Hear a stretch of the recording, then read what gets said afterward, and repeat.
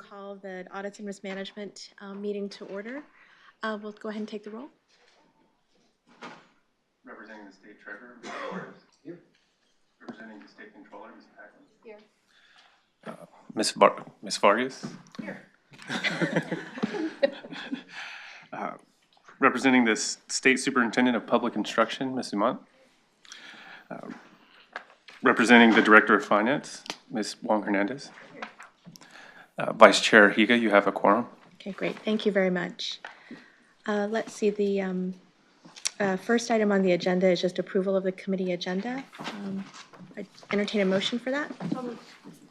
Second. Okay, it's been moved and seconded. All those in favor say aye. Aye. Any opposed or abstentions? Okay, agenda item number 2 is approval of minutes from the February 9th Audits and Risk Management Committee meeting. Any questions or any changes to the agenda? Okay, Michelle's moved approval. Is there a second? Second. Okay, thanks, Jacqueline. All those in favor say aye. Aye. Any opposed or abstentions? Okay, agenda item number 3 is the committee work plan for the upcoming fiscal year. So turn it over to Larry. Yes, thank you. Good morning, members of the committee. Great to see everybody this Friday morning. This is the proposed committee work plan for the 2018-19 fiscal year. We are slated to have meetings in July, November, March, and May of next year. So we'll hold our 4 meetings as we normally do. There's 3 primary areas on the plan here, that of governance, audit and risk reporting oversight, as well as compliance reporting and oversight. And obviously, November is our largest meeting of the year. We have a lot of information there for you. That's when we review our financial statements. We have our external auditor join us, and they express their opinion with regards to the financial statements, and also review any management letter items if there happen to be any internal control reports. In addition to that, we have our annual internal audit risk assessment, as well as our audit plan in November. And also, we have our annual report of benefit payment modifications, which is a required report provided to the committee by Fiscal Services annually. Next on here, we have periodic reports on the progress of our audit plan, as well as the resolution of any outstanding audit findings. And then we also have periodic reports with regards to compliance and compliance reports, so that you have 3 of such reports throughout the year that are evenly spaced. And then we've allocated in July and in May for committee education opportunities. In our briefing, we had a discussion, and the chair had recommended that in July, the committee consider having an education item with regards to actuarial world versus the financial reporting and accounting world, basically. And we had a lot of discussions in the last couple of days here with regards to actuarial reporting, and this would give an opportunity to see how does that information differ from financial reporting, and where is that located, and where can you find that information in our financial reports in case somebody were to ask you. And so you'll be able to understand the differences there as well. We're thinking about having our very own actuary, Dave Lamoureux, speak a little bit about that, and then along with some other folks with regards to the accounting perspective as well. And then the other suggestion we talked about was in May, committee education item. That will be after the elections, and perhaps changes may occur, and committee members may change. And so what we thought about in May is having a session with regards to roles and responsibilities of, say, the external auditor, the internal audit, the employer audits, and as well as the compliance program. So kind of those oversight activities that the committee participates in. And those were the types of items that were suggested, but the opportunity today, of course, is for you to provide input onto the plan, and if you have any suggestions or any additions, we're happy to, love to hear that. Okay. Are there any questions from the committee? So thank you. I appreciate also hearing about the two potential education items. And, I know May is still several months off, but one other aspect of the topic that you discussed was also maybe including in that briefing how we bring together the information from our investment side and investment reporting, and how that sort of matches up with our, what's reviewed and reported on then in our financial statements, and what's reviewed by the auditors. Right, and how we would value those assets, perhaps the Right. actuarial value of assets versus the financial reporting valuation of assets. So we'll include that. Can I jump in? So are you interested in, as Larry said, sort of how these things are valued, right? The different categories of value, hard to value, market value? Or is it more of a reporting question? So how is the information aggregated at the investment level from external parties and internal parties, and how does that find its way into the financial statement? So is it more of a valuation question or an information reporting question? The latter, about the information reporting, Okay, but that's what I suspected. Although it may still be helpful to also cover the other piece. Dr. Yetman, do you have anything to add on the work plan? No, Madam Chair, I don't. We had discussions about what we felt would be good to come up for the two meetings, and of course we'll continue to work on what those are. But I think this is the perfect thing to do, which is sort of take a step back is sort of the idea. Mr. Rosensteel had the thought, gosh, there's many new faces, and more new faces are probably going to show up on the committee because this is the cool committee to be on, right? So with that in mind, geez, wouldn't it be nice to use these opportunities to sort of take a step back out of the weeds a little bit and to provide an overview of the roles and responsibilities of the board, as well as the roles and responsibility of compliance, audits, and the products that they produce. What are all these financial statements, and where does that data come from? And the actuarial valuation is huge, right? It's very important. And its basis is a little bit different than the financial accounting reports, and the numbers don't exactly match up. How come? And where do I go to get those, and why are they a little bit different? So these seem like, I think, really good issues, and that's what we had decided to bring forth. But again, the opportunity is here for you guys to say, well, I had something else in mind. But Great. Okay. I don't think so I think the work plan looks good. Thank you. Good. And then that will be, for approval at the June board The meeting. June, okay. All right. Okay. Okay, agenda item number 4, the internal quality assessment review. Yes, the Institute of Internal Auditor standards require that the chief auditor develop and implement what's called a quality assurance improvement program that covers all aspects of our audit services. And the standards also require that the chief auditor communicate the results of any assessments that are performed, whether they're internal assessments or external assessments. And essentially, there's 3 parts of a quality improvement program. First of all, it's kind of the ongoing monitoring, which is your day-to-day activities and conduct of the work, as well as supervision of the work. Secondly, there's the internal assessments that are performed, and those are where we kind of perform a peer review of the work to make sure that we're in compliance, and we're going to kind of dive into that just real briefly here. And then there's the external assurance review, and as you might recall, KPMG recently performed an external assurance quality review in August of 2016. And attachment 1 to this agenda item here really kind of outlines the process that's used to implement the standards, and you can see that there's just a large number of standards that we have to comply with when we do our work.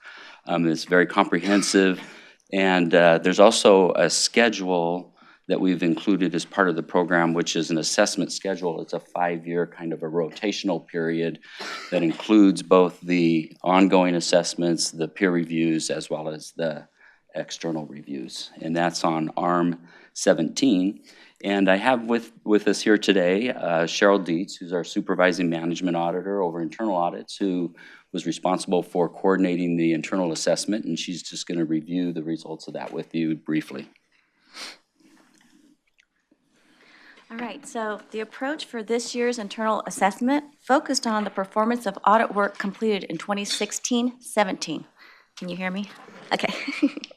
And we wanted to ensure that we complied with the audit standards and our audit manual. So I'm happy to say that we generally conformed with the performance standards reviewed. However, the team did identify a few opportunities for improvement. So the first one was related to the need to update our audit manual to reflect our current practices. So recently, maybe the last few years, we changed our approach to audits to more risk-based, and that's more in line with the standards. We just had not updated our audit manual yet. Secondly, we identified that staff were not consistently and completely adhering to our audit manual requirements.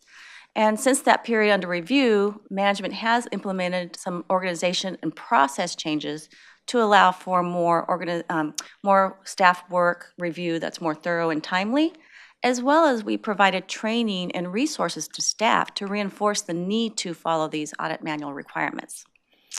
Lastly, as part of our audit process, the last step is we provide a customer survey to obtain feedback on how we're doing in the audit process. So the results were generally positive, but we were able to improve our collaboration and communication with the business areas and the school districts as a result of that feedback. So you might see that there's a theme going around with the Quality Assurance and Improvement Program, which is the key objective is for promoting continuous improvement and also providing reasonable assurance that audit services is adhering to our audit charter, that we're operating efficiently and effectively, that we are contributing to the organization's governance, risk management, and control processes, that we also, I think the most valuable part is that we actually are adding value to the organization's operations and contributing to the achievement of the strategic goals. So I'm happy to answer any questions you may have. Are there any questions from the committee?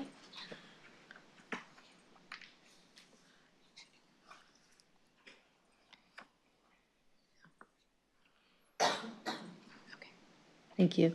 Thank you. I appreciate the update and all the work that you've done on this project. And I noticed that one of the areas for improvement was to provide more thorough and timely review of staff work. And is that something that you feel that you need more resources to do that? Or is that just a redistribution of workload?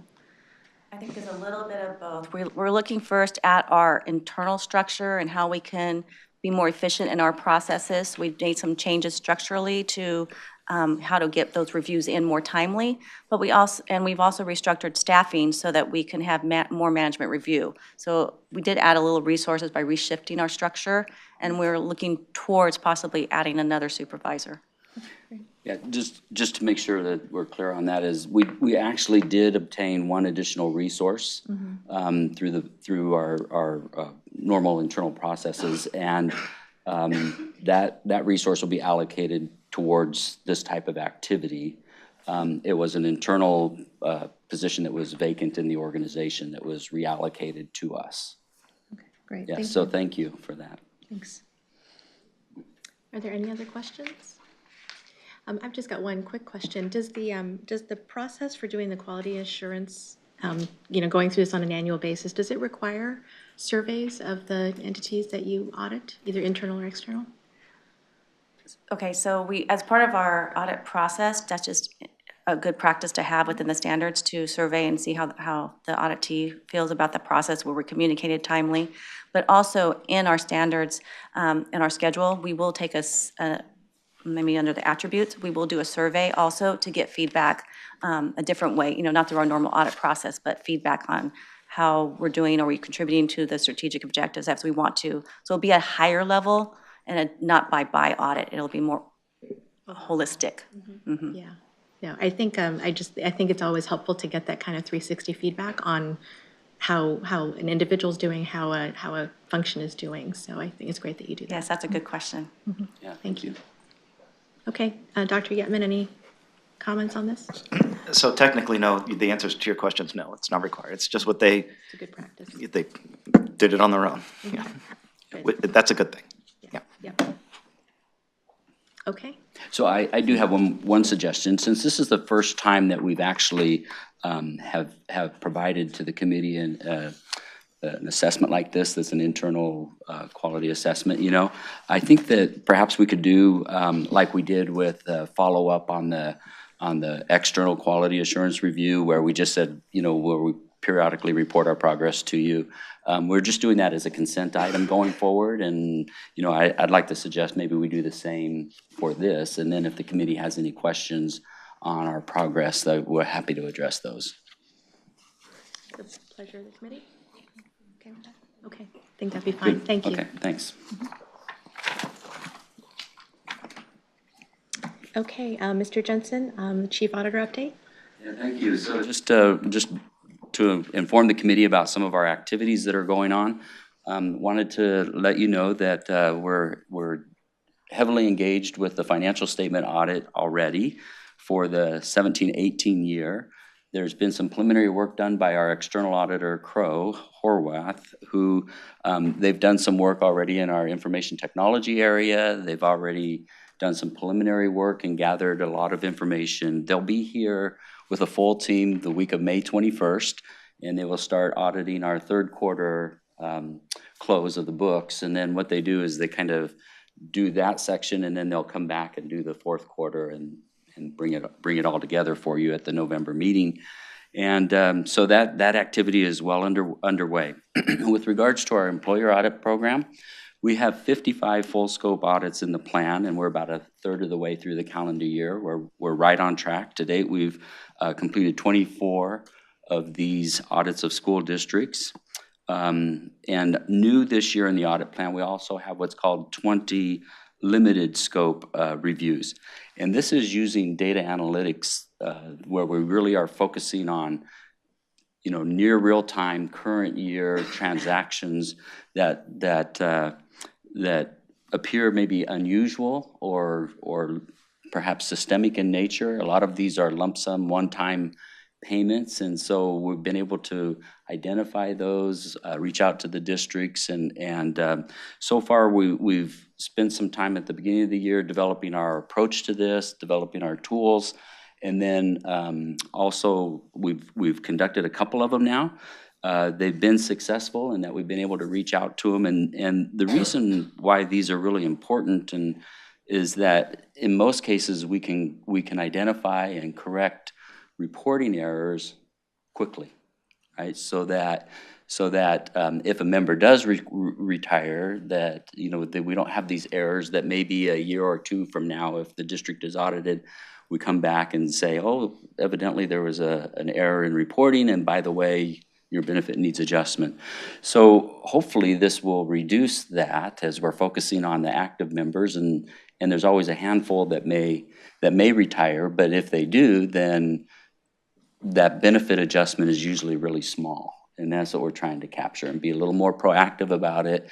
So far, these have been really successful, as I indicated. They take approximately 100 hours to perform, whereas a full scope audit takes about 350 to 400 hours. And it doesn't require any travel. It's also less disruptive to the district.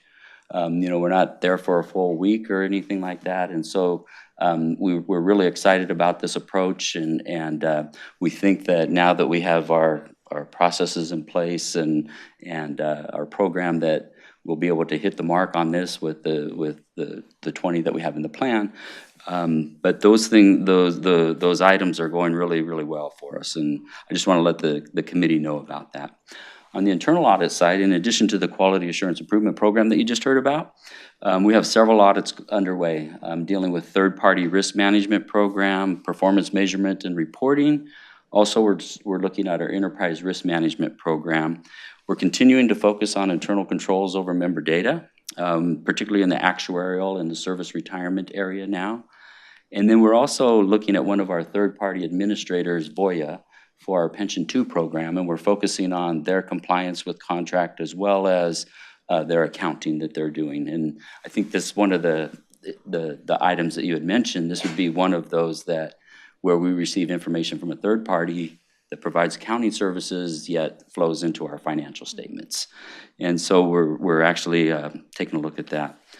We have a number of external auditors that are here working with us on kind of co-sourcing these audits that focus on investments and information security. So we've looking at the corporate governance, inflation-sensitive portfolios, as well as the securities lending program right now, and also investment performance and reporting. And specifically, we're assessing the internal controls for performance reporting here at CalSTRS, as well as the controls at State Street Bank that we use, who is our master custodian. And then finally, we're working with the ISO and conducting an audit of information security as well. And the goal will be to report the results of these audits to you at the July meeting and anything that might come out of them. And we'll have a complete report for them. And then finally, the standards require that I inform the audit committee about any changes to the audit plan that was previously approved. And we received an additional request for an audit of the corporate governance portfolio. Now, I mentioned that we did an audit of corporate governance, or have one ongoing right now, but that focuses on stewardship on the code of engagement, as well as proxy voting and security recoveries. And so what we've been requested to look at is also the portfolio management component of that program. And so we will be adding that to the plan for this year. It's one that we would have an external auditor assist us with, and but I'm required to let the committee know about that. We don't feel it'll impact our resources or ability to accomplish the plan, and so and it seemed to be a good time now to have a review of that portfolio, and so we kind of agreed to that. So I want to let you know about that activity. And that concludes my report, and happy to answer any questions. So that additional corporate governance audit, that's added to the current work plan, so we'll also hear about that in July? No. I agree. That seemed like we'd be too quick. Sorry, we're doing really well, but not that well. That will probably come to you at the November meeting, Okay. then when we'll give an update on that. Okay. Okay? All right. Thank you. And I just want to just also compliment you and your team on what you're doing with the kind of the use of data to try to identify outliers and review them there, because it just seems like a really smart use of resources, as well as a good way to try to manage those issues in the process, being identifying it early and doing it before instead of a full-blown audit, or before hopefully catching something before it escalates or grows. Thank you. Great. Any other questions? Okay, agenda item number 6. Dina, I think we're ready for the compliance director update.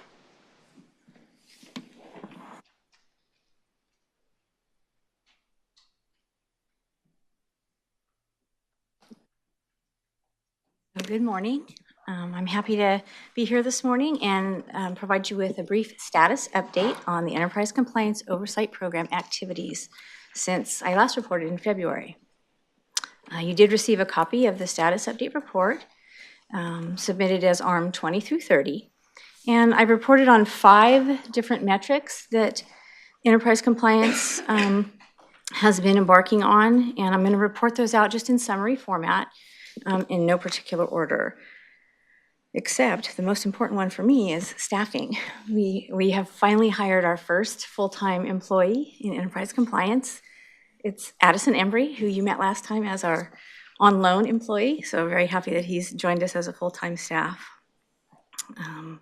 For our activities, we did complete phase 1 of the compliance risk assessment. The first phase was to identify existing internal controls within the 31 business areas. It was a self-report, and we asked for them to provide us that documentation, just in the sense that, do you have it or do you not have it? That was how we evaluated phase 1. From that first phase, there was an 81% overall compliance rate for submission of the requested documentation. The information requested, what we called them the key compliance indicators, KCIs. They were various internal controls for compliance, policies, if applicable, written procedures, and written quality assurance processes within the business areas. So for the 31 business areas on those 3 KCIs, there was a possibility of 93 submissions, and we received 75. So that's where we derived the 81% overall compliance rate. So based on submissions, we ranked those business areas as either high risk, medium risk, low risk, or non-risk. And on ARM 28, you can see on the continuum that there were no high risk, which we felt very reassured about, and only 4 medium risk. And medium risk for this effort meant that they didn't have 2 of the 3 key compliance indicators. So majority of the 4 that were medium risk were that they did not have written procedures, or they didn't have a written quality assurance process. So there were 4 medium risk, there were 10 low risk, meaning they were missing only 1 of the KCIs, and there were 17 non-risks, meaning they were able to provide all the information that we requested. Now, phase 1 did not include any sort of evaluation of the information, just the receipt of the information. Which moves me then on to phase 2, which is the evaluation of the information received. And for our resource purposes, we're working with. Excuse me, Tina. Sure. Sorry, I missed. Please. Ms. Paquin has a question. So Yes. Thank you. Thank you. Sorry to interrupt, but I'm just curious to take a step back. So you said that there's 93 possible KCIs, and only 75 were submitted. So how did you identify that there were 93 total if you only had submissions of 80-odd policies? So there were 31 self-identified business units, functions in CalSTRS. And if there are 3 potential KCIs for each of those, that would be 93. So of the 93 that could have been submitted, we received 75 total.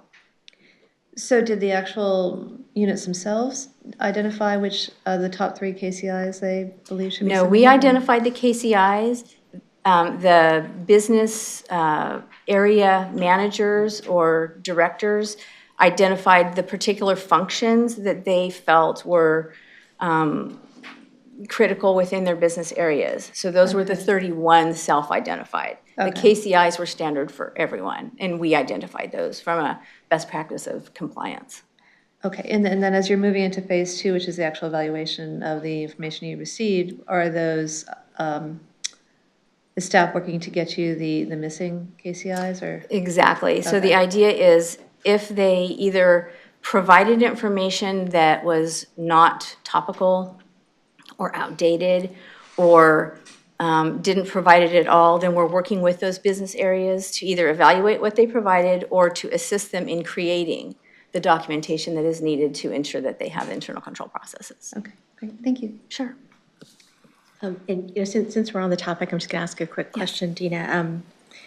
So when you did the evaluation of sort of levels of risk based on the submission of the documentation that you were looking for, just to clarify, the levels of risk had to do with whether or not the different business units, sort of their submission of the 1, 2, or 3, sort of their level of completeness of submission of those 3 KCIs.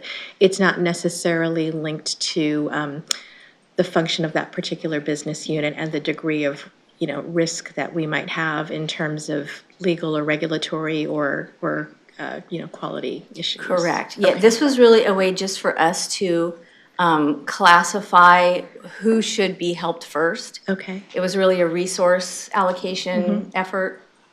And so until we're able to actually get in and evaluate their documentation and see where there may be gaps or overlaps, or if none exists, we're not really able to determine risk in the sense of legal or regulatory. Yeah. And that will be an end result of the final process. Right. And I think that may be, I'm glad we're clarifying it here. And I think maybe just in future updates, trying to integrate both, what we can or can't quantify, and just making sure that the committee and the public understand what we mean by high risk. Because I look at it and I think holy cow, what are we doing? But so I think just having that, the context will be really meaningful. Thank you. Okay, great. Make sure to make that clarification. Thank you. So one of the, again, we're working with, during phase 2 now, we're working with those 4 medium risk areas, and we have a timeline for that. We estimate it'll probably, with the 2 staff that we're currently forging ahead, it'll probably take us about a year to work through those 4 medium risk. And then hopefully by then we'll have additional staffing and we'll be able to work down toward the low risk group at that point. One of the other metrics was compliance violation reporting. We have made a concerted effort to message out our code of ethics and business conduct. It's been on 3 things on Central, as well as Jack did a video piece on Jack's Corner. And those messages all encourage staff to come forward and report any compliance violations. We also, on our ECOP subsite, we did get a data poll last week, and we're getting an average of about 115 non-duplicative hits per month of staff accessing the information, just going on the site, seeing what it's about, seeing that that there is a mechanism for compliance violation reporting. But we're thinking that until we actually get the third-party vendor with the 800 number hotline and are able to educate and message out that it's truly anonymous and that there's no retaliation, and we haven't seen zero so far phone calls or emails to the compliance violation reporting. So we're hoping that we'll be able to show different numbers once we're able to get a third-party vendor on board. So one of the other metrics, enterprise non-compliance matters. We identified process improvement opportunities in 3 different areas. One was the mandatory policy acknowledgement. All employees and board members are required to sign annual acknowledgements that they received, understand, and are responsible to abide by policies here at CalSTRS. CalSTRS had a 90% compliance rate, and while that does seem like a good number, many of the policies are based on legal requirements such as EEO, FMLA, sexual harassment, workplace violence. And so from a compliance perspective, anything less than 100% shows an opportunity for improvement somehow in that process. And what we identified as compliant was there was a hard deadline in the messaging out that they were to sign that attestation by April 2nd. So even though since then some additional signatures have straggled in, our compliance is based on the submission by the deadline of April 2nd. Another mandatory filing is the Form 700 and the 600H. And this was discussed a bit earlier through the investment committee.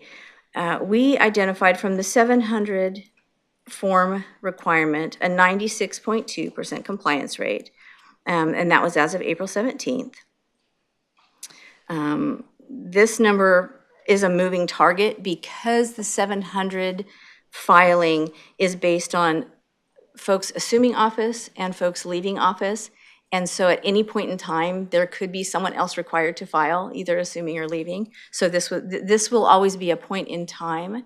And of course, we do strive for 100% because this is an FPPC requirement. Let's see. So for Form 600, the disclosure of certain campaign contributions and charitable or gifts, that is based on the due date deadline, the compliance of April 1st. And my report was only based on non-investment.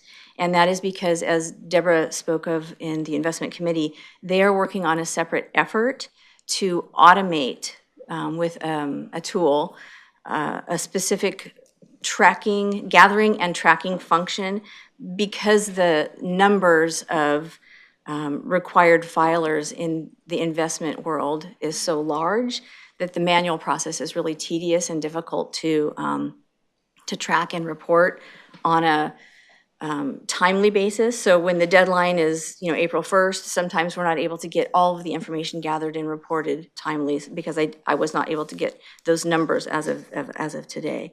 So for the non-investment, we have a 92% compliance rate with the 600 H's. And again, 92% is good, but from a compliance perspective, for these things that are mandatory, we always look for 100%. Excuse me, yes, Paquin has a question. Thank you. I'm just curious, with the non-investment contractors, would you eventually propose putting in a similar system to what investments is working on now? Absolutely. So we have been working closely with Deborah's group.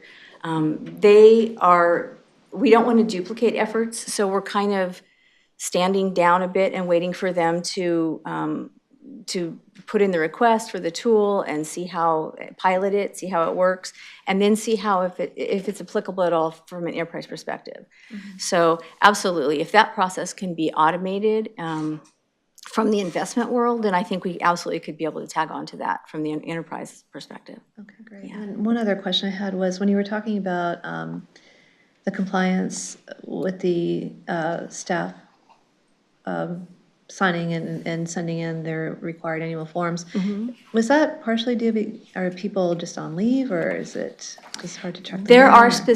There are some specific reasons why folks were not able to do that. Some on leave, some may have, there's in the language for that attestation, there's a caveat for being hired by a certain date or leaving mm-hmm. by a certain date. And so we weren't able to analyze that thoroughly to find out exactly how many of those that didn't file were for that particular reason.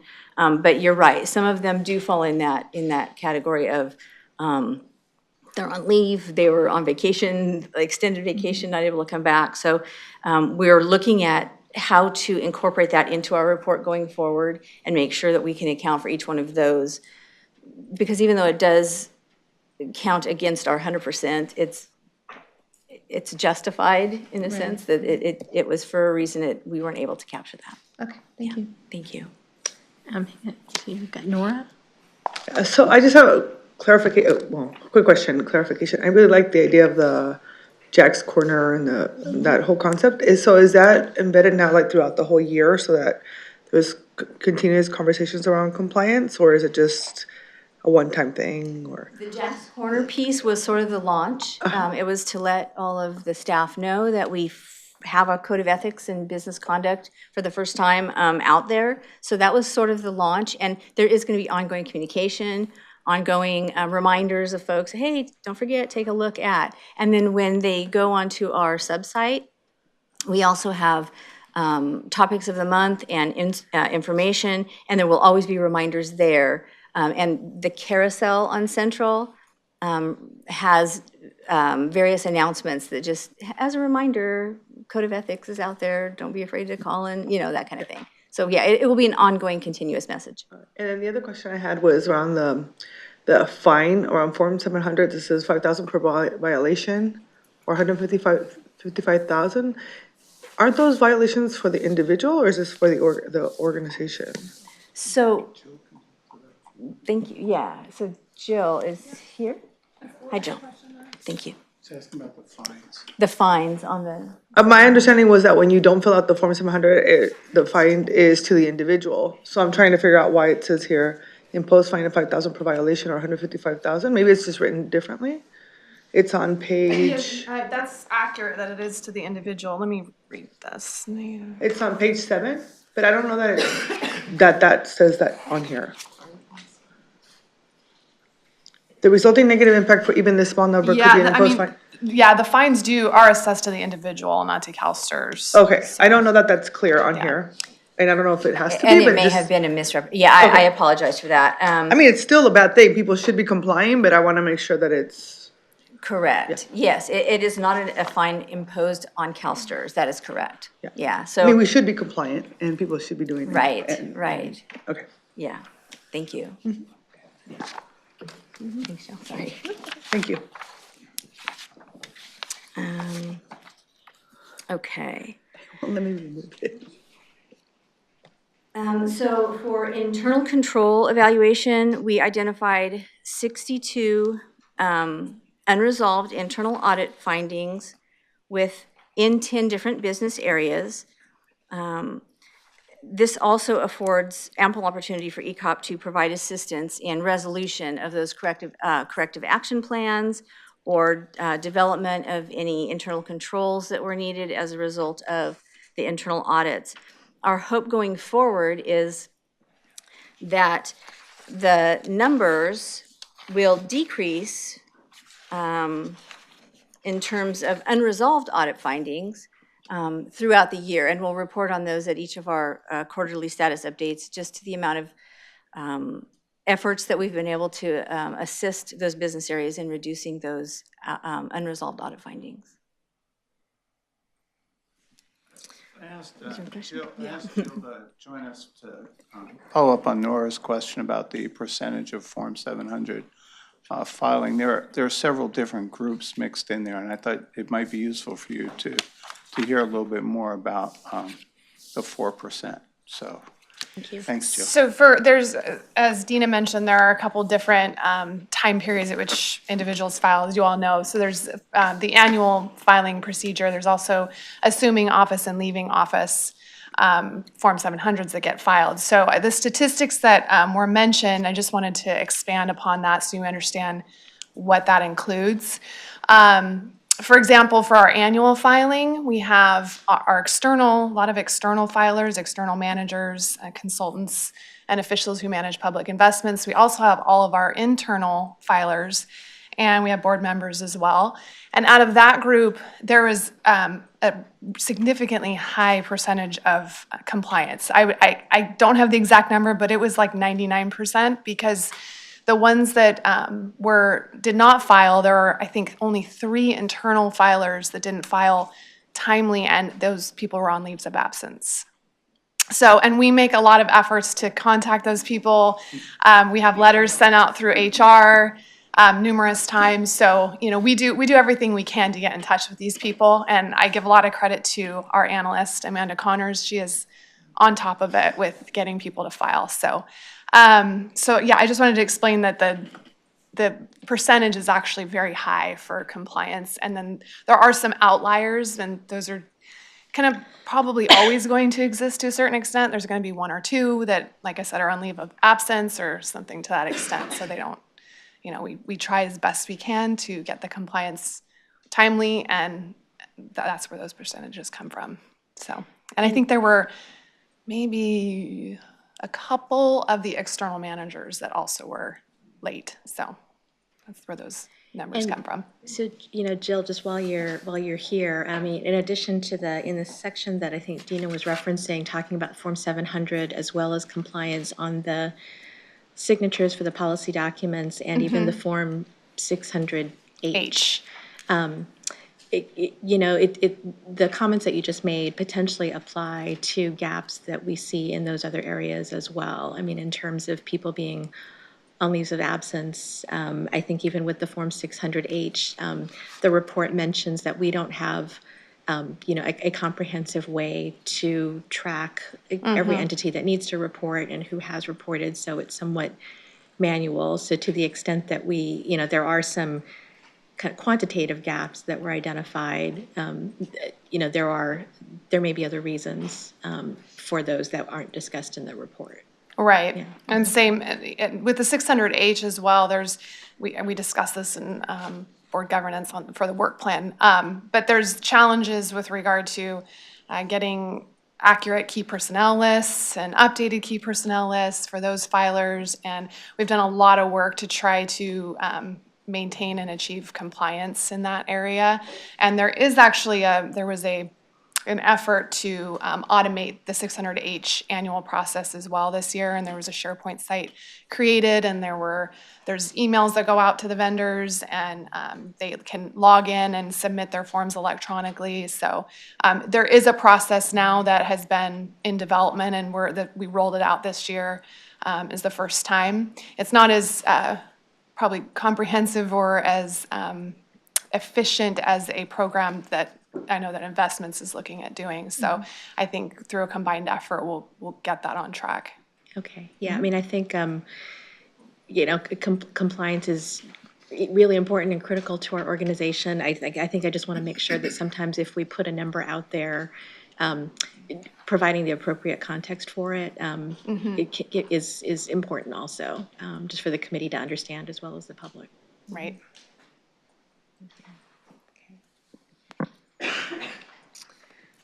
Okay, thanks, Joe.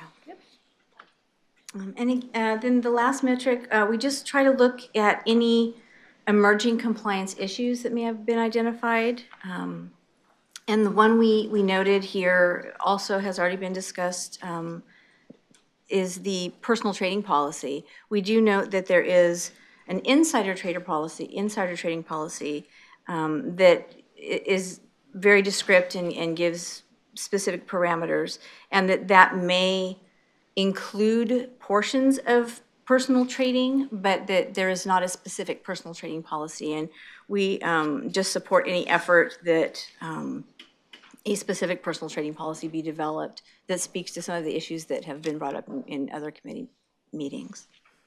And that's it. So I'm happy to take any questions or concerns. I've got a couple more questions, but let me first ask other committee members if there are any questions. Dina, I think so you've been able to answer some of my questions throughout the presentation, so thank you. Sure. And thank you for just, putting this all together. I mean, I know you've been a one-person show for some time. I'm really glad to hear that you're, getting some support, some permanent support instead of on loan. So this is great, and I really look forward to working with you and Mr. Rosensteel and others as we continue to develop the program and develop the updates. So you already answered a couple of my questions. I think one of the other areas that I wanted to just look at had to do with some of the metrics that you reported around internal audit findings and kind of unresolved audit findings. Yes. I guess the question I'd ask is sort of similar to what we talked about a little bit earlier in terms of where you identified, high, medium, low risk. I think with the unresolved audit findings, I would think that among those findings, they also vary in terms of degree of importance or level of risk in terms of the business areas that they come out of. So while you identified audit findings that have not been resolved, there might be some that haven't been resolved, but that really that may not pose a significant risk, whereas others might. So that's not, I think, again, I just wanted to put some context around the reported numbers. Yes, and thank you for that. These absolutely were not evaluated for risk, high risk, low risk, or even the fact that there may be a higher number of unresolved audit findings doesn't necessarily mean it's worse than any business area that has one audit finding unresolved. This was really more to just demonstrate an opportunity for ECOP to assist those business areas in the development of the resolution of the audit finding, to just show that there's ample opportunity there. And I did work closely with Larry. We did make sure that there was no, and maybe it still was not clear, that it was not any reflection at all of audits or of what audits is or isn't doing. It was really more of an opportunity for enterprise compliance to, there's plenty of work there for us to stay busy assisting these business areas in resolution of the audit findings. Absolutely, yeah, and I think so.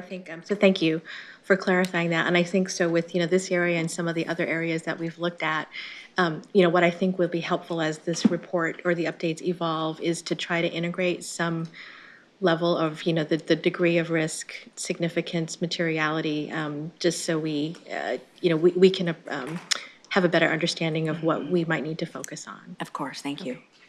Dr. Yetman, any comments that you have? No? Okay. All right. Thank you very much. Thank you. Okay. Let's see. Are there any information requests? No, Vice Chair, there were none. Okay. Thank you. Let's see. Draft agenda for the next committee meeting is under Item number 8, I don't know, Larry, if you've got any comments to make about that? No? Any questions? Yeah. No. Thank you. Any statements from the public? No? Okay, the Audits and Risk Management Committee meeting is adjourned. Thank you. Thank you.